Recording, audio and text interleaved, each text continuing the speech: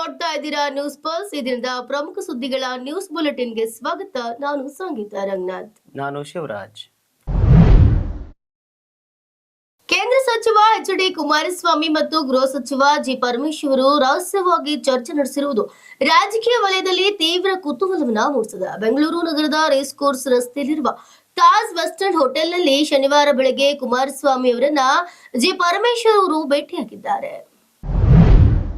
ರಾಜ್ಯದಲ್ಲಿ ಶಾಲಾ ಮಕ್ಕಳ ಮೊಬೈಲ್ ಗೀಳು ತಡೆಯಲು 16 ವರ್ಷದ ಒಳಗಿನ ಮಕ್ಕಳಿಗೆ ಮೊಬೈಲ್ ನಿಷೇಧ. ಕುಲಪತಿಗಳ ಸಭೆಯಲ್ಲಿ ಸಿಎಂ ಮಹತ್ವದ ಪ್ರಸ್ತಾಪವನ್ನ ಮಾಡಿದ್ದಾರೆ. ರಾಜ್ಯ ರಾಜಕೀಯದಲ್ಲಿ ಸಾಮಾಜಿಕ ನ್ಯಾಯ ಜಟಾಪಟಿ ಜೋರಾಗಿದೆ. ವಿಶ್ವ ಸಾಮಾಜಿಕ ನ್ಯಾಯ ದಿನದ ಅಂಗವಾಗಿ ಸಿಎಂ ಸಿದ್ದರಾಮಯ್ಯ ಬರೆದಿದ್ದ ಲೇಖನ ರಾಜಕೀಯ ಚರ್ಚೆಗೆ ಕಾರಣವಾಗಿದೆ. ತಮ್ಮ ಲೇಖನದಲ್ಲಿ ಎಚ್ಡಿಕೆ ಕುಟುಂಬಕ್ಕೆ ತಮ್ಮ ಜಾತಿ ಕೇವಲ ವೋಟ್ ಬ್ಯಾಂಕ್ ಅಷ್ಟೇ ಎಂದು ದಳಪತಿ ಕುಟುಂಬದ ವಿರುದ್ಧ ಗುಟುರ ಹಾಕಿದ್ದ ಸಿಎಂ ಸಿದ್ದರಾಮಯ್ಯಗೆ ಉಂಡು ಹೋದ್ರಿ ಕೊಂಡು ಹೋದ್ರಿ, ನಿಮಗೆ ಸಿಕ್ಕಿರೋ ಅಧಿಕಾರವನ್ನ ದೇವೇಗೌಡ ಅವರು ಕೊಟ್ಟಿರೋ ದೇಣಿಗೆ ಅಂತ ಎಚ್ಡಿಕೆ ಕೌಂಟರ್ ಕೊಟ್ಟಿದ್ದಾರೆ. ಮಾಜಿ ಸಚಿವ ಮತ್ತು ಪಶ್ಚಿಮ ಬಂಗಾಳದ ಆಡಳಿತಾರೂಢ ತೃಣಮೂಲ ಕಾಂಗ್ರೆಸ್ ಪ್ರಮುಖ ನಾಯಕರಾಗಿದ್ದ ಮುಕುಲ್ ರಾಯ್ ಅವರು ನಿಧನರಾಗಿದ್ದಾರೆ. ಮಾಜಿ ಕೇಂದ್ರ ರೈಲ್ವೆ ಸಚಿವ ಮುಕುಲ್ ರಾಯ್ ಅವರು ಸೋಮವಾರ ಬೆಳಿಗ್ಗೆ ಸುಮಾರು 1:30ಕ್ಕೆ ಕೋಲ್ಕತ್ತಾದ ಖಾಸಗಿ ಆಸ್ಪತ್ರೆಯೊಂದರಲ್ಲಿ ನಿಧನರಾಗಿದ್ದಾರೆ. ಏನಿಲ್ಲ ಎಂತಲೇ ಒಗ್ಯಾಡ್ತಿದ್ದ ರಾಜ್ಯ ರಾಜಕೀಯ ಅಧಿಕಾರ ಹಸ್ತಾಂತರದ ವಿಚಾರ ಇದೀಗ ಕ್ಲೈಮ್ಯಾಕ್ಸ್ ಹಂತಕ್ಕೆ ಬಂದು ನಿಂತಿದೆ. ಖರ್ಗೆ ಅವರು ಹೇಳಿರೋ ಆ ಕನ್ಕ್ಲೂಷನ್ ಏನನ್ನು? ಸಿದ್ದರಾಮಯ್ಯ ಮುಂದುವರಿತಾರ ಅಥವಾ ಡಿಕೆಶಿಗೆ ಪಟ್ಟ ಸಿಗಲಿದೆ ಎಂಬುದು ಇನ್ನು ಕೆಲವೇ ದಿನಗಳಲ್ಲಿ ಹೈಕಮಾಂಡ್ ಅಧಿಕೃತವಾಗಿ ತಿಳಿಸಲಿದೆ. ಅಲ್ಲಿವರೆಗೂ ರಾಜ್ಯ ರಾಜಕೀಯದಲ್ಲಿ ಇದೇ ಕುತೂಹಲ ಮುಂದುವರಿಯಲಿದೆ. ಟಾಲಿವುಡ್ ನಟ ನಂದಮೂರಿ ಬಾಲಕೃಷ್ಣ ನಿವಾಸದ ಮುಂದೆ ಭೀಕರ ಅಪಘಾತ, ನುಜ್ಜುಗುಜ್ಜಾಗಿ ಹೋಯಿತು 4 ಕೋಟಿ ರು ಮೌಲ್ಯದ ಫೆರಾರಿ ಕಾರು.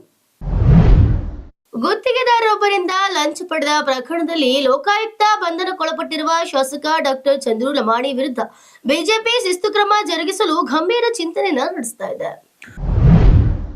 ರಾಜ್ಯದಲ್ಲಿ ಪಂಚಾಯಿತಿ ಚುನಾವಣೆಗೆ ಮುಹೂರ್ತ ಫಿಕ್ಸ್. ಮುಂದಿನ ಜೂನ್ ತಿಂಗಳ ಒಳಗಾಗಿ ಗ್ರಾಮ ಪಂಚಾಯಿತಿ, ತಾಲೂಕು ಪಂಚಾಯಿತಿ ಹಾಗೂ ಜಿಲ್ಲಾ ಪಂಚಾಯಿತಿಗಳ ಚುನಾವಣೆಯನ್ನ ನಡೆಸಲಾಗುವುದು. ಈ ಬಗ್ಗೆ ಯಾವುದೇ ಗೊಂದಲ ಬೇಡ ಎಂದು ಸ್ಪಷ್ಟಪಡಿಸಿದ್ದಾರೆ ಸಿಎಂ ಸಿದ್ದರಾಮಯ್ಯ. ಭಾರತೀಯ ವಾಯುಪಡೆ ಈ ತಿಂಗಳ ಆರಂಭದಲ್ಲಿ ಸಂಭವಿಸಿದ ಅಪಘಾತದಲ್ಲಿ ಮತ್ತೊಂದು ತೇಜಸ್ ಲಘು ಯುದ್ಧ ವಿಮಾನವನ್ನ ಕಳೆದುಕೊಂಡಿದೆ. ವಾಡಿಕೆಯ ತರಬೇತಿ ಹಾರಾಟದ ನಂತರ ಯುದ್ಧ ವಿಮಾನವು ಇಳಿತಿದ್ದಾಗ ಪ್ರಮುಖ ಕಾರ್ಯಾಚರಣೆಯ ವಾಯುನೆಲೆಯಲ್ಲಿ ಈ ಘಟನೆ ಸಂಭವಿಸಿದೆ ಎಂದು ಮೂಲಗಳು ತಿಳಿಸಿವೆ. ಕಡೆಗಾಲದಲ್ಲಿ ಆಸರೆಯಾಗದ ಮಕ್ಕಳು ಆತ್ಮಹತ್ಯೆಗೆ ಶರಣಾದ ವೃದ್ಧ ದಂಪತಿ. ವೃದ್ಧಾಪ್ಯದಲ್ಲಿ ಆರೈಕೆಯ ಕೊರತೆ ಎದುರಿಸಿದ್ದ ವೃದ್ಧ ದಂಪತಿ ರೈಲಿಗೆ ಸಿಲುಕಿ ಮೃತಪಟ್ಟಿರುವ ಹೃದಯೋದ್ರಾವಕ ಘಟನೆ ಹಾಸನದಲ್ಲಿ ನಡೆದಿದೆ.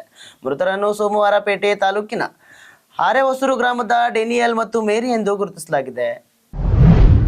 ಇದಾಗಿತ್ತು ಇದರಿಂದ ಪ್ರಮುಖ ಸುದ್ದಿಗಳ ನ್ಯೂಸ್ ಬುಲೆಟಿನ್. ನಿರಂತರ ಸುದ್ದಿಗಳಿಗಾಗಿ ನೀವು ನೋಡ್ತಾ ಇರಿ ನ್ಯೂಸ್ ಪಲ್ಸ್. ಇದು ಅಸಲಿ ಸುದ್ದಿ, ನಿಖರ ವರದಿ.